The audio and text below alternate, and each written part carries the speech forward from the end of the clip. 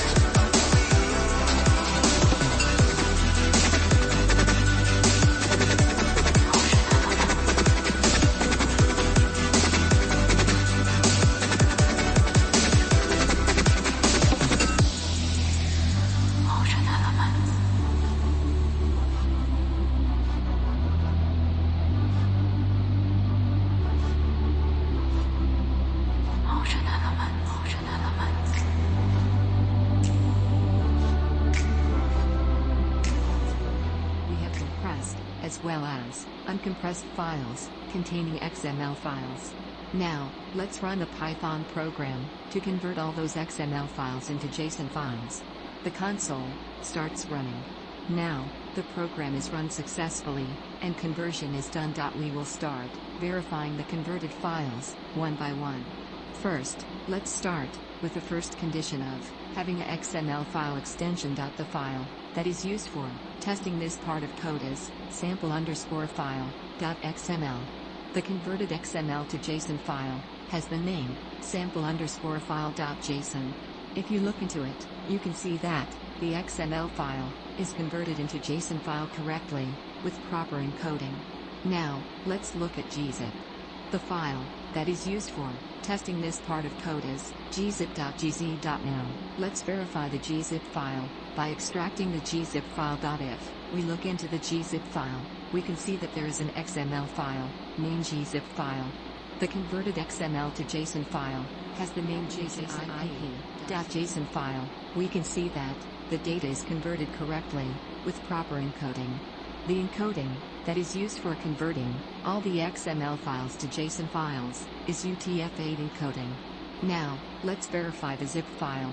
The file that is used for testing this part of code is zip.zip file. Now, let's verify the zip file by extracting the zip file. If we look into the zip file, we can see that there is an XML file named dune_plugin.xml. The converted XML to JSON file has the name dune_plugin.json. We can see that the dune_plugin.json file is also converted correctly. Now, let's look into the Xmltd to JSON conversion. The file that is used for testing this part of code is sample.xmltd. Now, let's verify the sample.xmltd file. Before that, let's open the sample.xmltd file and take a look on it. Generally, the XMLTD file is used by people who use the XMLTD as the base template in their systems and extend it internally according to their business needs. If we see the XMLTD file, it consists of all the channels and programs that is obtained with a particular date. The sample.json file is also converted. I hope you like this video. Please subscribe my channel for upcoming videos. Until then, this is Tek Science signing off. Like, share and subscribe.